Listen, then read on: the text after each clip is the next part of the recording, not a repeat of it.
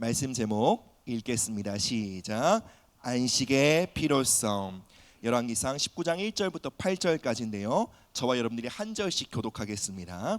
1절 있습니다. 아합이 엘리야가 행한 모든 일과 그가 어떻게 모든 선지자를 칼로 죽였는지를 이세벨에게 말하니, 이세벨이 사신을 엘리야에게 보내어 이르되 내가 내일 이맘때에는 반드시 내 생명을 저 사람들 중 한 사람의 생명과 같게 하리라. 그렇게 하지 아니하면 신들이 내게 벌 위에 벌을 내림이 마땅하니라 한지라.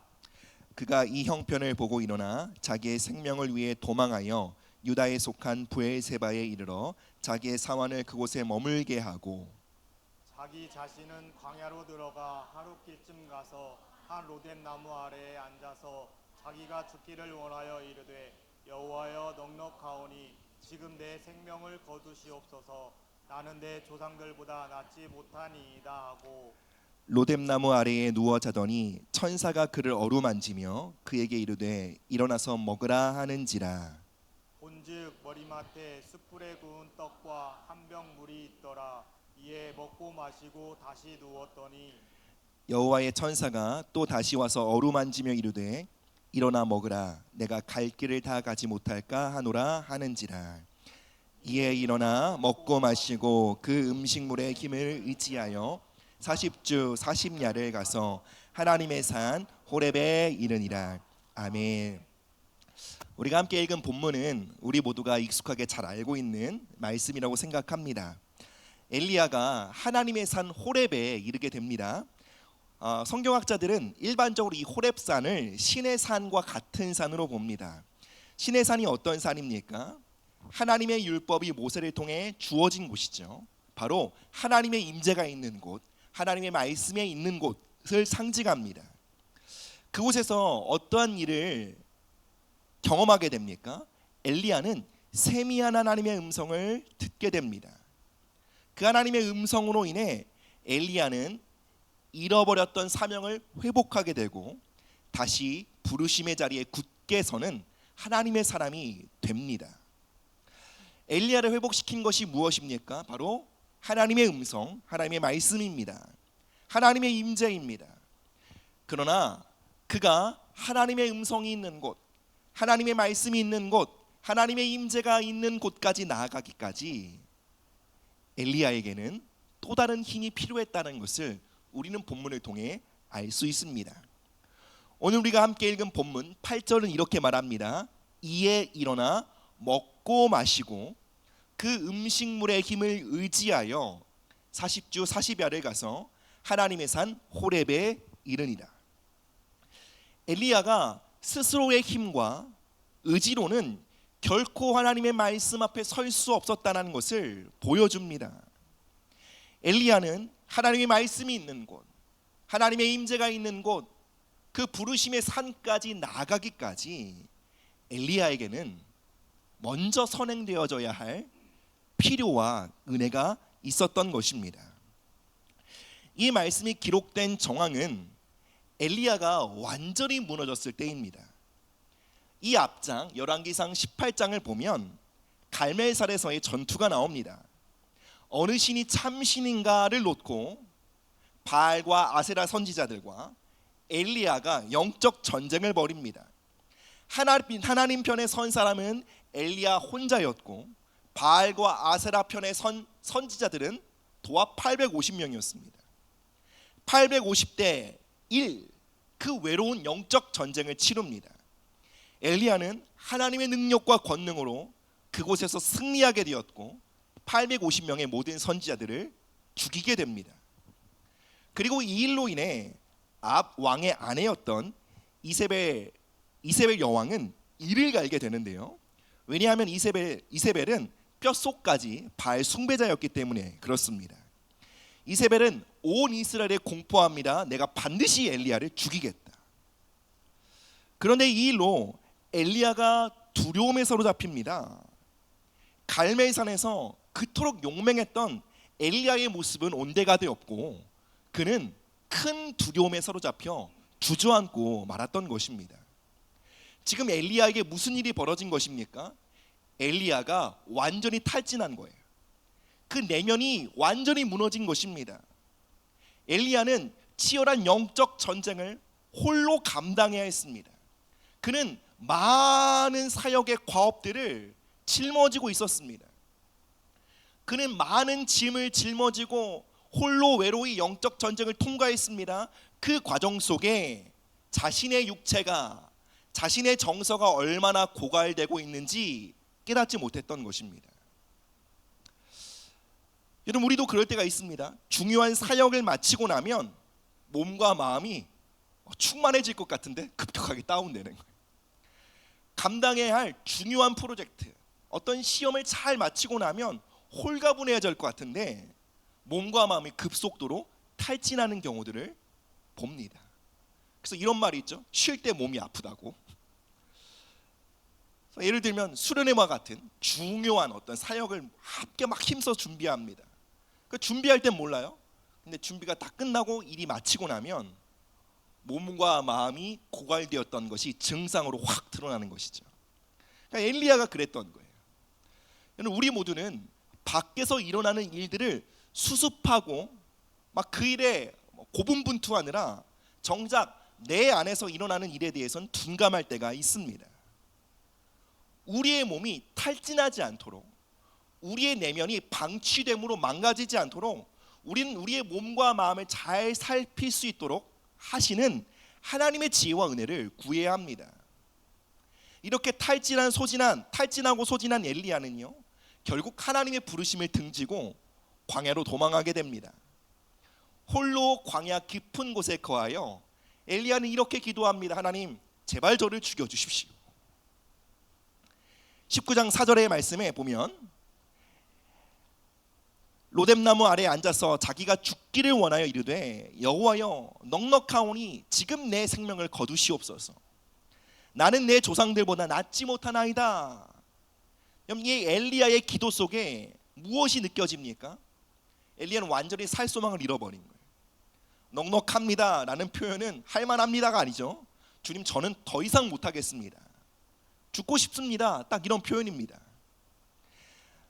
저는 주님께서 먼저 쓰셨던 하나님의 종들보다 나은 것이 없습니다. 열등감에 사로잡힌 것입니다. 여러분, 그 위대한 사람이요, 열등감 덩어리가 된 거예요. 여러분들에게도 이러한 순간이 있으십니까? 지치고 고갈하여 모든 것을 포기하고 싶을 때요, 절망에 빠져 우울해질 때요, 남들과 비교했을 때 자신이 한없이 부족하게 느껴지고 아무것도 아닌 것처럼 느껴지는 열등감에 사로잡힐 때요.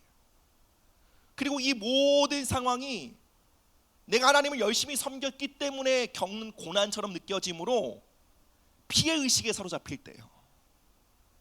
여러분에게 있으십니까? 저에게는 많이 있습니다. 그리고 감사하게도 하나님의 사람 엘리야도 그랬습니다. 엘리야의 기도를 통해 우리가 알 수 있는 것이 무엇입니까? 엘리야는 지금 육체적으로 정서적으로 완전히 고갈되었습니다. 현대 정신의학적으로 설명한다면 지금 엘리야는 심한 우울증에 빠진 거예요. 그리고 불안장애를 겪고 있는 것이죠. 그리고 자신이 홀로 되었다는 망상, 온 이스라엘은 하나님을 등졌고 나만 홀로 하나님을 섬기고 있다는 거대한 망상에 빠집니다. 어느 정도의 공황에 빠져 있는 것을 보게 됩니다. 그럼 상상이 되십니까? 하늘에서 불을 내린 선지자, 성령의 능력과 권능으로 충만했던 하나님의 사람이 놀라운 승리를 거머쥔 이후에 무너진 것입니다. 우울증에 빠지고 불안장애에 걸리고 공황에 빠진 것입니다.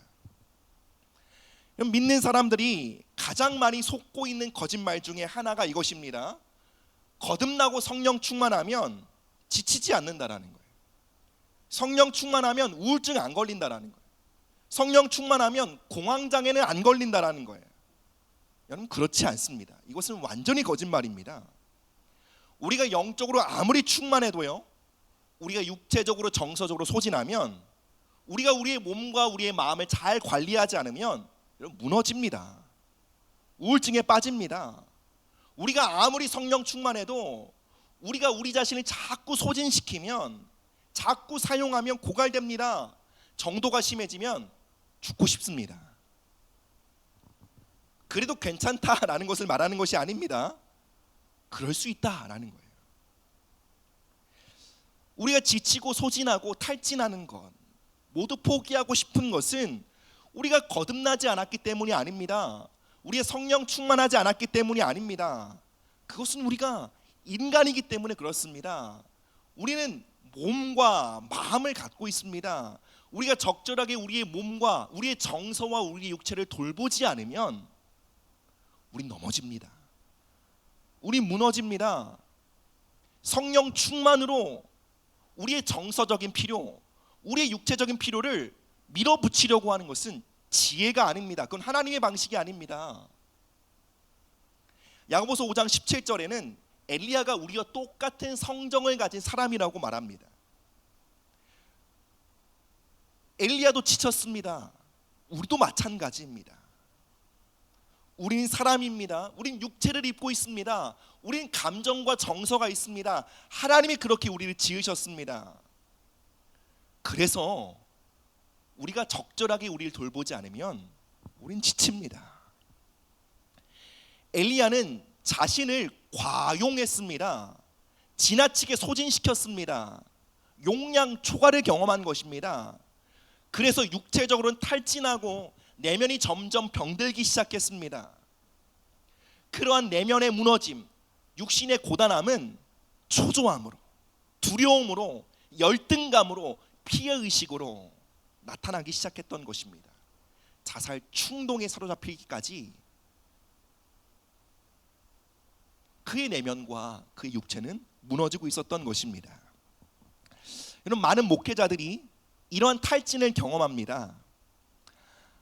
사역이 많기 때문에만이 아니라 기본적으로 목회자들은 다른 사람들의 내면을 살핍니다. 다른 사람들의 내면과 다른 사람들의 상황과 다른 사람의 영적 상태를 돌보고 살피느라 결국 자신을 돌보지 못할 때가 많이 있습니다. 그래서 결국은 탈진하고 망가져가는 것을 보게 됩니다. 목사도 사람입니다. 목사도 지칩니다. 이 말은 목사도 똑같네 이렇게 여기라는 것이 아닙니다. 사역자들에게도 배려가 필요하다는 것입니다. 사역자들에게도 스스로를 돌보는 시간이 필요하다는 거예요. 그 시간을 배려해 주어야 합니다. 주의 종은 자신을 돌보지 않아도 되고 가정도 돌보지도 않아도 되고 오직 주의 일에 헌신해야 된다라는 생각은 전혀 성경적인 생각이 아닙니다. 그것은 헌신이 아니라 학대입니다. 하나님은 그 누구도 학대를 하지 않으십니다. 그 누구도 소모품으로 소비하지 않으십니다. 물론 하나님은 우리의 헌신을 받으시지만 그 이상으로 우리를 돌보시는 분이십니다.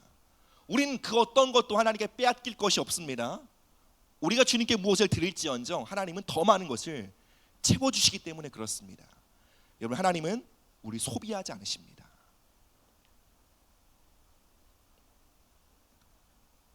우리 첫 번째 말씀 대지를 한번 읽어보겠습니다. 시작. 육체적, 정서적인 영역에 하나님의 은혜를 구해야 합니다.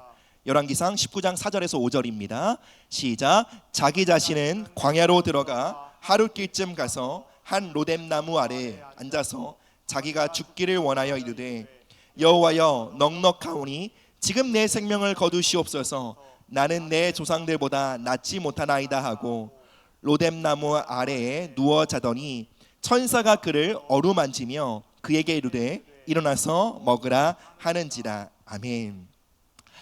사람에게는 영적인 필요가 필요합니다. 그래서 말씀과 기도가 있어야 해요.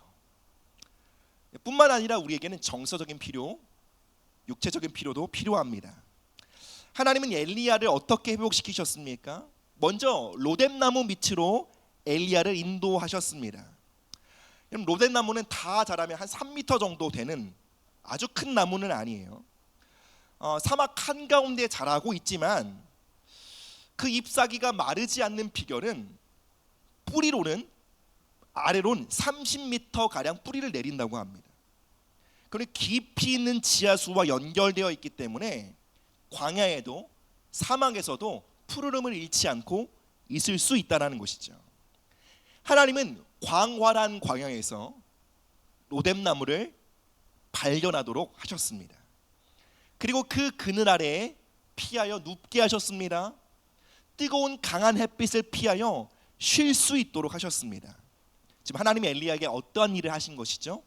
육체적으로 쉴 수 있는, 육체적인 피로를 달랠 수 있는 환경으로 인도하셨어요. 그리고 로뎀나무 아래에서 하나님은 엘리야에게 무엇을 말씀하셨나요? 오직 기도와 말씀이다, 이렇게 말씀하지 않으셨습니다. 기도와 말씀으로 다시 일어서라, 이렇게 다그치지 않으셨습니다. 오히려 엘리야의 말을 들으셨어요.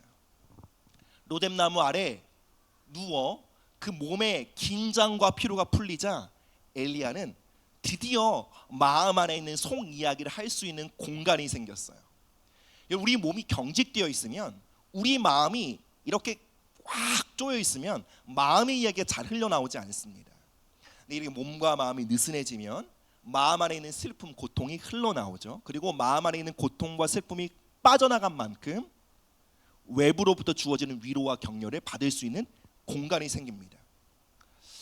하나님은 로뎀나무 아래 엘리야를 인도하셨습니다. 그리고 그 아래 누운 엘리야는요, 하나님 앞에 자신 안에 있는 열등감, 두려움, 절망을 쏟아냅니다. 하나님은 그 이야기를 주목하여 들으셨어요. 자기 한탄, 피해의식, 그 죽고자 하는 그 자살 충동의 고백들을 다 들어주셨어요. 그리고 엘리야로 하여금 깊은 잠을 자도록 하셨습니다. 엘리야는 지금 많은 사역으로 인해 커다란 영적 전쟁을 치룬 이후에 그는 지금 몸과 마음이 완전 탈진한 상태였어요. 엘리야가 모든 짐을 잠시 내려놓고 깊이 잘 수 있도록 잠을 허락하셨어요. 여러분, 우리가 정말 탈진했을 때요, 꿀잠 자는 게 답일 때가 많이 있습니다. 하나님께서 엘리야를 잠들게 하셨어요. 그리고 그 다음으로 어떤 일을 하셨나요? 엘리야를 흔들어 깨운 것이 아니라 어루만져 깨우셨어요. 온몸이 경직되고 피로되고 피로로 인해 굳어 있었을 거예요. 그건 천사를 통해 안마해 준 거예요. 그러니까 몸과 그 경직된 몸이 이완될 수 있도록, 그 부드러운 터치를 통해 또한 정서적으로 사랑받고 있음을 느끼도록, 그 보드러운 그 만짐을 통해 아, 내가 보호받고 있구나, 내가 안전하구나 라고 느낄 수 있도록 그 천사의 어루만짐은 엘리야의 육체적 정서적 필요를 채우는 하나님의 사랑이었던 거예요. 또 그 다음으로 엘리야에게 숯불에 구운 떡을 먹이십니다. 그냥 떡도 아니고 숯불에 구운 떡은 풍미가 더해진 떡입니다. 여러분, 혹시 숯불에 구운 가래떡을 좋아하십니까? 전 매우 좋아합니다. 아주 풍미가 있기 때문에 그렇죠. 그러니까 단순히 배를 채우는 음식이 아니라 정서적인 만족까지도 주는 음식이었던 거예요. 여러분, 음식은 단순히 우리 육체적인 피로만을 채우기 위한 수단이 아닙니다. 맛있는 식사는, 잘 차려진 그 웰빙의 식사는 우리의 정서를 만족시킵니다. 그리고 엘리야가 조금 맛보고 다시 누웠습니다. 엘리야는 잘 먹는 것을 그렇게 중요하게 여기지 않았던 거죠. 그래서 천사가 다시 엘리야를 어루만지고 다시 먹도록 권유합니다. 하나님은 엘리야에게 이렇게 말씀하셨던 거예요. 엘리야야, 너 지금 잘 먹어야 돼. 나는 너가 잘 먹었으면 좋겠다. 마치 엄마의 마음과 같아요. 너무 피곤하고 힘들어서 밥맛도 없고 그냥 누워있는 그 아이에게 엄마가 말하죠. 애야, 그래도 먹어야 돼. 애야, 그래도 먹어야 돼. 여러분, 그 말에는 단순히 그 사랑하는 자녀를 향한 그 육체적인 필요만이 아닌 사랑과 애정과 정서적인 필요를 채우려는 그 부모의 사랑이 담겨 있는 거죠. 여러분, 하나님이 엘리야를 그렇게 돌보셨다라는 거예요. 조금만 더 먹자. 여러분, 이 로뎀나무 아래에서의 안식은 우리에게 무엇을 의미합니까?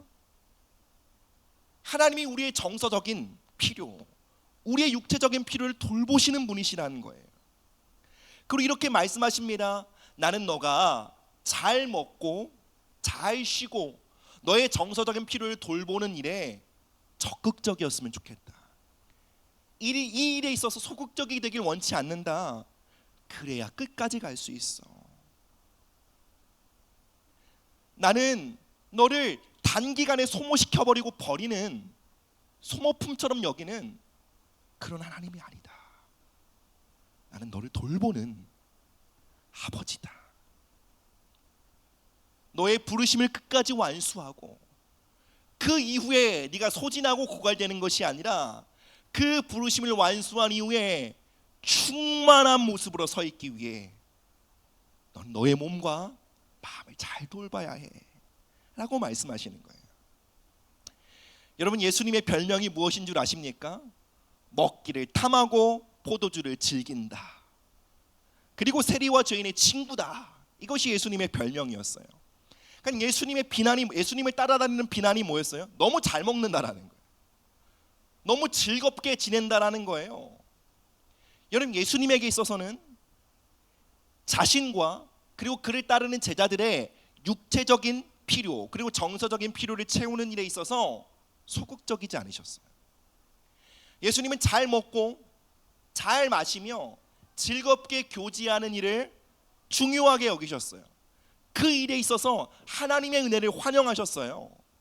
다시 말해 예수님은 제자들이 육체적으로 고갈되거나 정서적으로 소진되는 일을 방관하지 않으셨어요. 적극적으로 그들의 육체와 정서적인 필요를 돌봄으로 궁극적으로 어떻게 하셨죠? 그들로 하여금 넉넉하게 하나님을 사랑하며 섬기도록 했어요. 여러분, 우리가 우리의 육체적인 필요, 우리의 정서적인 필요를 돌보는 것은 게으러지기 위함이 아닙니다. 그저 좀 더 편해지기 위함이 아닙니다. 여러분, 우리가 뜻을 행한 이후에 충만한 자로 서기 위해, 하나님의 명령에 순종한 이후에 다음 하나님의 뜻을 향해 달려가는 사람이 되기 위해 우리는 우리의 육체와 정서를 잘 돌봐야 합니다. 이 말은 무슨 뜻입니까? 잘 먹고 잘 자고 즐겁게 교제하는 일에 있어서 하나님의 은혜를 구해야 합니다. 여러분, 그것은 하나님의 선물입니다. 우리가 하나님의 선물로서 맛있게 차려진 음식, 우리의 침대에 우리의 지친 몸을 누웠을 때 단잠을 자게 하신 하나님의 은혜와 은총, 사랑하는 사람들과의 그 달콤한 교제, 여러분, 그것을 하나님의 선물로 안다면 여러분, 우리는 그 선물과 함께 하나님을 더 사랑하게 됩니다. 하나님을 더 섬기게 된다라는 것입니다. 여러분, 여기 계신 누군가에게는 깊은 수면이 필요할 수 있습니다. 여러분, 불면증, 잠을 자지 못해 소진하는 것 하나님의 뜻이 아닙니다. 여러분의 수면 패턴에 하나님의 은혜가 임해야 합니다. 과도한 업무로 인해, 또한 과도한 육아로 인해 육체적으로 지치고 소진한 사람들이 있을 수 있습니다. 하나님의 은혜를 구해야 합니다. 내 몸이 쉴 수 있도록, 나의 지친 정서가 회복될 수 있도록 하시는 하나님의 은혜를 구해야 합니다. 또 어떤 이들은 균형 잡힌 식사를 하지 못해 몸의 신체 밸런스가 무너지고 있는 사람들이 있을 수 있습니다. 그러면 건강하고 균형 잡힌 식사를 위해 하나님의 도우심을 구해야 합니다. 또 어떤 이들은 마음속에 막 압이 꽉 차오르는 것처럼 속에 너무 고통의 이야기가 많은데 이걸 배출할 데가 없는 거예요. 그 마음속에 있는 이야기들을 편안하게 나눌 수 있는 그 친구와 같은 만남들, 그 만남을 구해야 한다라는 것입니다. 여러분, 이 로뎀나무 아래의 축복은 무엇을 위함입니까? 그저 우리가 조금 더 행복하고 그저 우리가 웰빙을 누리고 조금 더 편안하게 살기 위함이 아닙니다. 그 은혜가 있었기에 엘리야는 하나님의 산 호렙까지 이르게 됩니다. 우리가 하나님의 말씀을 더 견고히 붙잡기까지, 하나님의 사명을 붙잡고 끝까지 완수하기까지 우리에게는 로뎀나무의 은혜가 필요합니다. 여러분, 여러분의 정서와 육체를 돌보시는 하나님의 은혜를 환영하시고 그것을 구하는 일에 있어서 게으르지 마십시오. 아멘.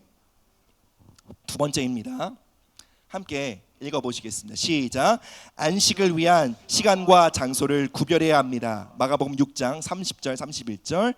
사도들이 예수께 모여 자기들이 행한 것과 가르친 것을 낱낱이 고하니 이르시되 너희는 따로 한적한 곳에 가서 잠깐 쉬어라 하시니 이는 오고 가는 사람들이 많아 먹을 겨를도 없습니다.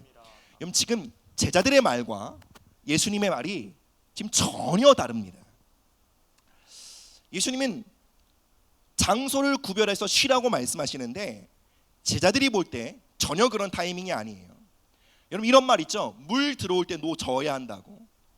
제자들이 볼 때 지금 일하기에 아주 적기예요. 여러 마을에서 예수님이 찾아오고 그 제자 공동체를 통해 제자 사역 공동체를 통해 하나님 나라의 기적과 권능이 능력 있게 증거되고 있었어요. 그때 제자들은 이때 정말 우리 더 힘내자 막 그러고 있었던 거예요. 제자들이 기도하고 손을 얹고 축복하자 귀신들이 떠나가고 병이 낫고 복음이 전파되기 시작했어요. 제자들은 아마 이렇게 생각할 거예요. 했을 거예요. 지금 이 시기는 예수님과 자신들의 사역을 확장시킬 수 있는 가장 좋은 타이밍이다. 물 들어왔다. 이제 놓쳐야 해. 근데 바로 그 타이밍에 예수님이 찬물을 끼얹으시는 거예요. 지금 쉬어야 될 때야. 제자들은 사역을 마치고 예수님께 찾아와 말합니다. 예수님 오늘 장난 아니었어요. 오늘 정말 너무나 많은 사람들이 치유를 받았어요. 많은 사람들이 자유함을 얻었어요. 많은 사람들이 예수님을 따르기로 결정했어요. 복음이 전파되고 놀라운 흥분으로 가득한 하루였습니다. 그렇게 흥분과 감격에 가득 찬 그 보고를 들으시고 예수님이 하신 말씀이 뭐라고요? 마치 초를 치시는 것처럼 따로 한적한 곳에 가서 잠시 쉬어야 해. 예수님은 제자들이 보지 못하고 있는 무언가를 보셨어요. 바쁘고 분주한 사역에 응대하느라 그들의 몸이 소진되고 있음을 그들은 깨닫지 못했어요. 그들의 내면이 고갈되고 있음을 알지 못했어요. 여러분 우리가 성과가 좋으면 무언가 일이 되고 있으면 우리 안에서 무언가 진행되고 있는지 놓칠 때가 있어요. 흥분하면 분별력을 잃게 돼요. 그리고 무언가 내가 열심히 일해서 얻게 된 성과가 내 육체와 내 정서를 고갈시킨 희생을 보상해 줄 거라고 생각해요. 그럼 전혀 그렇지 않습니다. 여러분 우리가 아무리 우리 자신을 갈아 넣어 정말 아름다운 열매를 거둔다 할지라도 그 성과가 우리의 육체적인 고갈과 정서적인 고갈을 보상해 주지 않습니다. 예수님은 제자들의 흥분에 휘둘리지 않으셨어요.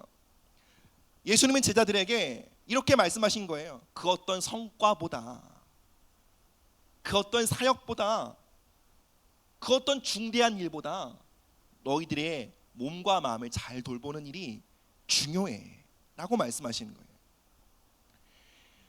예수님께서 제자들에게 이렇게 말씀하신 것처럼 여러분 우리에게는 우리의 육체와 정서의 안식을 누리기 위한 구별된 시간과 장소가 필요합니다. 그리고 이것을 구별하는 데 있어서 많은 저항이 따릅니다. 여러분 세상은 끊임없이 우리를 자극합니다. 밀어붙입니다. 성공하려면 더 얻으려면 노력하고 애써야 해. 더 자기 개발해야 돼. 우리 아이들이 듣는 이야기들은 무엇입니까? 그 성적에 잠이 오냐? 끊임없이 쉬지 않도록 우리를 밀어붙이는 것이 세상입니다. 그러나 그 세상의 저항을 마주하며 우리의 일주일에 정서적인 안식과 육체적인 안식을 위해 시간을 구별한다는 것은 대단한 도전입니다. 성경에서도 안식일을 거룩하게 구별하여 지키라라고 말씀하십니다. 여러분 안식의 성경적인 기본적인 개념은 구별이에요. 구별. 그냥 일하다가 지쳐서 그냥 어쩔 수 없이 쉬는 것은 구별이라고 하지 않습니다. 구별이 무엇입니까? 오직 그 일을 위해 떼어놓는 것을 구별이라고 말해요. 여러분 우리의 안식을 위해 시간과 장소를 떼어놓는 것을 성경이 뭐라고 말합니까? 거룩이라고 말해요. 거룩이라고. 그럼 특별히 한국 목회자들과 성도들은요 이 안식의 영역에 있어서만큼은 거룩이 많이 부족합니다. 이 안식의 영역에서만큼은 경건의 능력이 상당히 떨어집니다. 우리는 바쁜 현대인들이에요. 그리고 우리는 세상 사람들보다 더 바빠요. 왜요? 세상 일뿐만 아니라 주님의 일을 섬기는 일도 해야 되기 때문에 그래요. 이 바쁘고 지치고 소진하는 일상을 살아가면서 우리가 안식을 구별하지 않는다면 여러분 우리는 탈진할 수밖에 없습니다. 우리는 우리의 일주일에 안식의 시간과 장소를 구별해야 합니다. 타협하지 않고 그것을 지키도록 싸워야 합니다. 여러분 이것은 사치가 아닙니다. 우리로 하여금 끝까지 하나님께서 맡기신 경주를 감당하도록 하기 위한 안전장치입니다. 한가하고 게으르게 살라는 것이 아닙니다.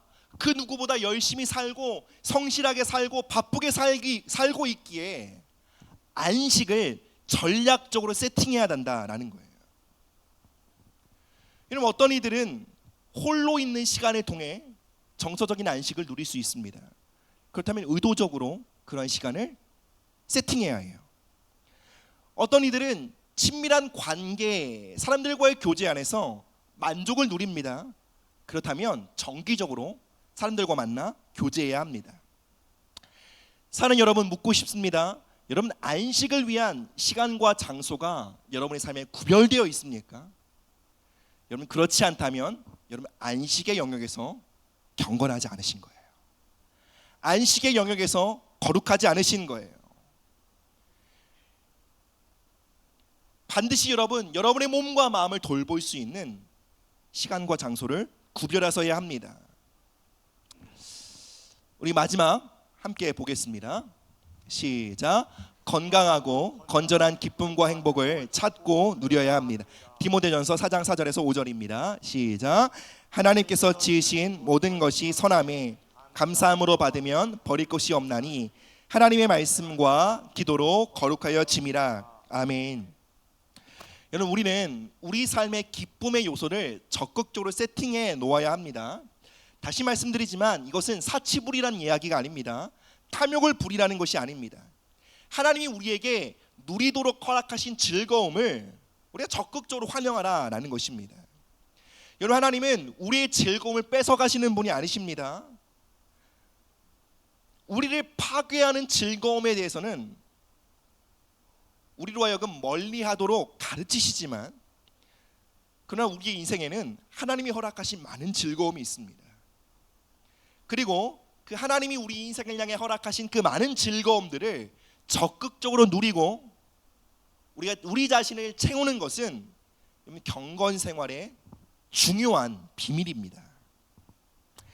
우리가 삶의 기쁨과 행복을 회복할 때 여러분 우리는 하나님을 향해 마음이 활짝 열리게 됩니다. 하나님이 무엇을 주실 때 받을 수 있는 능력이 생기게 됩니다. 그리고 그것을 사람들에게 줄 수 있는 마음의 여유가 생기게 됩니다. 그리고 우리의 마음이 부드러워지게 됩니다. 여러분 이것은 죄와 세상을 이기는 매우 중요한 전략입니다. C.S. 루이스라는 사람이 쓴 스크루테이프의 편지라는 책이 있습니다. 이 책은 소설인데요. 경험 많은 아주 선배 악마인 스크루테이프가 이제 신참 악마인 조카 워무드에게 여러 가지 조언을 편지로 쓰게 됩니다. 그 스크루테이프가 그 악마 조카에게 이렇게 조언합니다. 너는 그 내담자 성도를 뜻합니다. 너는 성도에게 오후에 티 한 잔을 진정으로 즐기고 사랑하는 사람으로 만들면 안 된다. 그가 만약에 오후에 그 티 한 잔을 그 티타임을 진정으로 마음으로 누리고 그 안에 있는 행복을 누릴 수 있는 사람이 된다면 그 사람을 유혹하는 것은 거의 불가능하다. 여러분 우리의 행복과 기쁨을 위해 사치하라는 것이 아닙니다. 소확행이란 말이 있죠. 소소하지만 확실한 행복. 여러분 우리가 거룩한 삶을 살아가기 위해 말씀 붙들고 승리하기 위해 영적 전쟁에서 승리하기 위해 우리에게 맡기신 사명을 끝까지 감당하기 위해 우리에게 소확행이 필요해요. 하나님은 우리에게 소소하지만 확실한 행복을 우리 삶에 주셨습니다. 여러분, 하나님이 우리에게 주신 즐거움, 소확행은 무엇일까요? 대표적으로 하나님이 사람들과의 만남이에요. 다윗은 이렇게 말합니다. 땅에 있는 성도들은 존귀한 자들이니 나의 모든 즐거움이 그들에게 있다. 다윗은 성도들과의 교제를 즐거워했어요. 그리고 그들과의 교제를 통해 정서적인 위안을 얻었던 것이죠. 여러분, 믿음의 사람들과 교제하기를 힘쓰셔야 됩니다. 밝고 건강한 사람들과의 교제에 적극적으로 자신을 밀어넣으셔야 합니다. 우울한 사람들은 자신들과 비슷한 사람들을 만나기를 피해야 합니다. 밝고 건강한 믿음의 사람들, 그들과의 적극적인 교제에 자신을 밀어넣으셔야 합니다. 그리고 그 관계를 발전시키셔야 합니다. 여러분, 이것이 바로 하나님이 우리의 삶에 허락하신 즐거움입니다. 또 다른 즐거움이 무엇일까요? 바로 하나님이 창조하신 피조세계를 바라보는 거예요. 자연으로 나가는 거예요. 여러분, 아름다운 자연에 우리가 나가게 되면 어떡하죠? 바다를 보고 산을 보고 하나님이 창조하신 이 피조세계의 그 영광을 보게 될 때, 여러분, 우리의 몸과 영혼은 깊은 안식과 만족을 누리게 됩니다. 그래서 여러분, 자연과 가까이 하도록 여러분의 몸을, 여러분의 시간을 세팅해 놓으셔야 해요. 그리고 건강하고 건전한 취미 생활을 개발하셔야 합니다. 티타임을 갖는 것, 산책이나 운동을 하는 것, 독서나 영화 감상도 좋습니다. 부부가 함께 할 수 있는 취미 생활이면 더욱 좋습니다. 내가 몸을 움직이는 것을 좋아한다. 그러면 적극적으로 운동을 하셔야 합니다. 내가 자연 친화적인 사람이다 라고 한다 그러면 정기적으로 자연에 나가야 합니다. 그런데 여러분, 이 모든 일을 하는 데 있어서 가장 중요한 것이 있습니다. 그것은 뭐냐면 모든 취미 생활을 말씀과 기도로 균형을 잡아야 한다는 거예요. 여러분, 기도와 말씀은 성도의 삶의 뼈대와 같습니다. 척추와도 같아요. 여러분, 기도와 말씀이 없이 우리가 취미 생활을 즐긴다면 중독으로 치우쳐질 수 있어요. 그냥 취미 생활 자체가 목적이 될 수 있어요. 여러분, 우리는 취미 생활이 목적이 아닙니다. 취미 생활은 채우기 위한 시간이에요. 더 중요한 목적은 하나님의 부르심과 사명을 감당하는 데 있어요. 근데 목적이 바뀌는 거예요. 말씀과 기도 없이는 목적 없는 취미 생활을 하게 됩니다. 지나치고 과도한 중독에 빠지게 됩니다. 그러나 반대로 뼈대만 앙상이 남은 사람이 되어서도 안 됩니다. 무슨 말씀입니까? 우리의 육체와 정서적인 필요를 채우는 일에 있어서 말씀과 기도로 밀어붙이려고만 해서는 안 됩니다. 여러분, 그것은 하나님의 길이 아닙니다. 그건 종교의 길입니다. 그건 과도한 종교심이에요. 여러분, 말씀과 기도라는 그 뼈대 아래서 여러분, 우리는 좋은 취미를 발견해야 해요. 그리고 여러분, 좋은 취미를 발견하는 일은 일평생 정말 내 마음에 위안을 주고 나에게 힐링이 되어지고, 그리고 이 취미 생활을 통해 관계가 풍성해지는 그 좋은 취미 하나 발견하는 것에 많은 시행착오가 따릅니다. 그러니 여러분, 시간을 내서 시도를 해보셔야 됩니다. 사랑하는 여러분, 하나님께서 우리 모두에게 좋은 취미를 주시기를 축복합니다.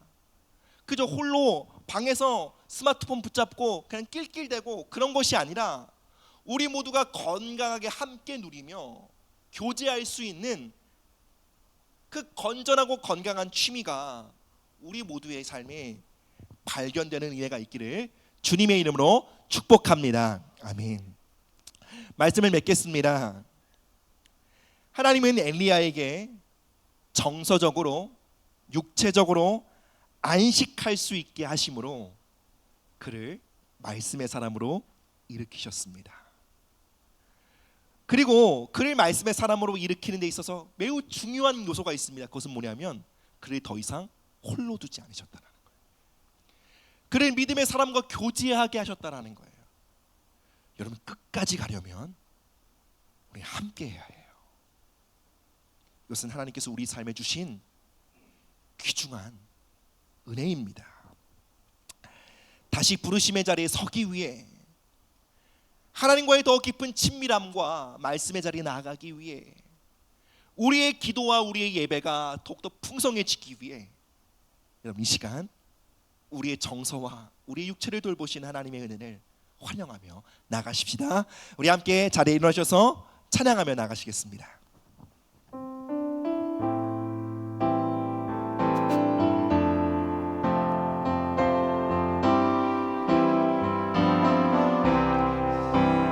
내 모든 시험 무거운 짐을 주 예수 앞에 아뢰이며 그 심에 쌓인 날 돌아보사 내 근심 모두 맡으신 2절 고백합니다. 내 모든 괴로움 다치는 관람 주 예수 앞에 아뢰이며 주께서 친히 날 구해주사 넓으신 사랑 무거운 짐을 나 홀로 지고 견디다 못해 쓰러질 때 불쌍히 여겨 구원해 주리 은혜의 주님 오직 내 짐이 점점 무거워질 때 주 예수 앞에 아뢰이며 주께서 친히 날 구해주사 내 거친 짐을 져주시네 무거운 짐을 나 홀로 지고 견디다 못해 쓰러질 때 불쌍히 여겨 구원해 주니 은혜의 주님 우리 안식의 은혜를 환영합시다. 무거운 짐을 나 홀로 지고 견디다 못해 쓰러질 때 불쌍히 여겨 구원해 주니 은혜의 주님 오직 예수님 말씀하셨습니다. 수고하고 무거운 짐진 자들아 다 내게로 오라 내가 너희를 쉬게 하리라. 사랑하는 여러분들, 우리에게는 영적인 안식뿐만 아니라 육체적, 정서적 안식이 필요합니다. 그러나 여러분, 우리는 이것을 훈련하는 일에 있어서 매우 낯설고 어색합니다. 그래서 이 일에 하나님의 은혜와 은총이 더욱더 필요한 줄 믿습니다. 하나님, 우리의 육체적, 정서적 필요를 돌보시는 하나님의 은혜를 환영합니다. 주님, 잘 자게 하시고 건강한 음식을 섭취하게 하시며 또 하나님의 사람들과 즐거운 교제를 나누게 하시며 말씀과 기도의 분별 안에 좋은 취미를 발견하게 하심으로 육체적, 정서적으로 고갈되지 않는 하나님의 사람이 되게 하여 주시옵소서.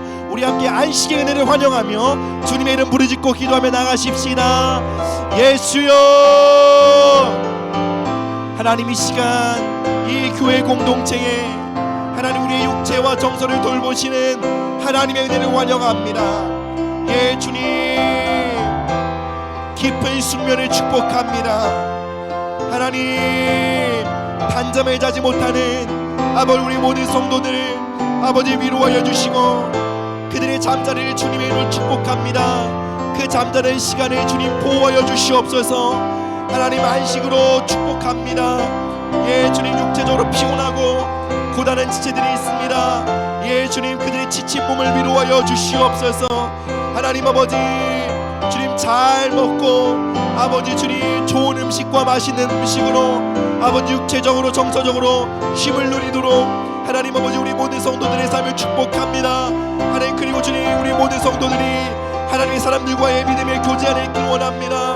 하나님, 성도들과의 교제를 통해 즐거움을 누리게 하시고 만족을 누리게 하시며 정서적인 위안과 만족을 누리는 우리 모든 성도들이 될 수 있도록 하나님 우리 모든 성도들의 교제를 축복하여 주시옵소서. 더 깊고 충만한 아버지 주님 그 정서적인 위로와 만족이 있는 아버지 그 모든 셀모임이 될 수 있도록 하나님 축복합니다. 예 주님, 말씀과 기도의 분별력을 더하여 주시고 하나님 우리 각자에게 맞는 하나님 아버지 건강하고 건전한 취미생활을 발견할 수 있도록 하나님 은혜를 더하여 주시옵소서. 하나님 우리가 육체적으로 정서적으로 소진되지 않도록 하나님의 은혜를 구합니다. 주님이 일에 하나님의 은혜를 완용합니다. 주여 우리가 주님께로 나아가오니 주님 우리에게 알식의 은혜를 부어주시옵소서. 주여 우리가 끝까지 하나님의 부르심을 감당하며 더욱더 말씀의 사람, 예배의 사람, 기도의 사람 될 수 있도록 주님 우리의 육체와 정서적인 필요를 돌보시는 하나님의 은혜를 완용합니다. 예 주님 감사합니다.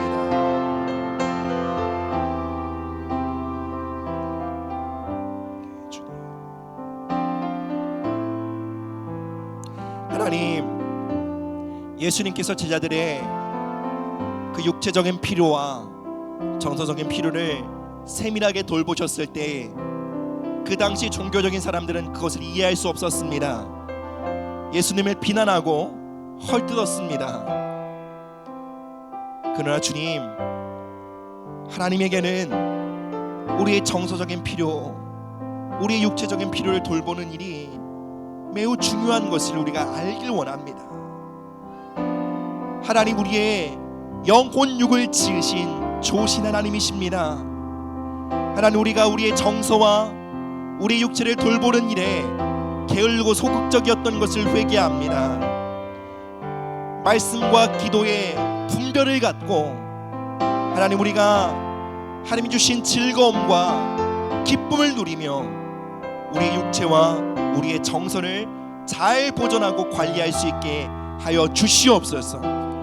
그리하여 주님 우리가 더 말씀의 사람이 되게 하시고 더 주님을 섬기는 사람이 되게 하시고 더 주님을 가까이하며 더 주님을 기뻐하는 하나님의 사람이 되게 하여 주시옵소서. 그렇게 하실 주님께 감사와 찬양을 드리며 예수님의 이름으로 기도드립니다. 아멘.